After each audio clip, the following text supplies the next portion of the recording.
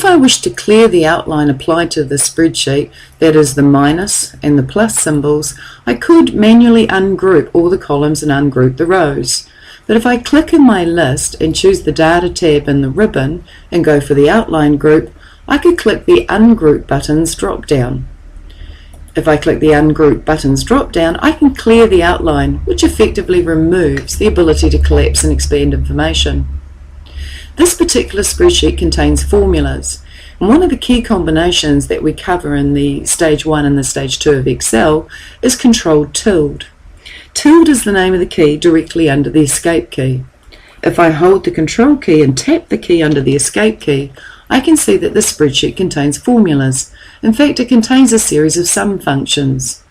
There's a series of sum functions that total the cars across row 7, and there's a series of functions that total the trucks across row 12.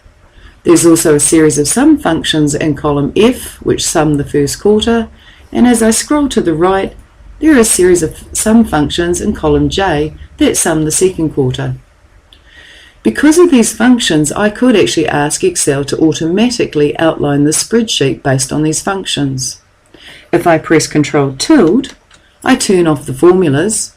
If I click the tab Data in the ribbon and go to the Outline group, I can click the drop down on the Group button, and I can ask Excel to automatically outline the spreadsheet based on the functions. When I click Auto Outline, it has automatically grouped the first quarter, the second quarter, the total cars and the total trucks based on those functions.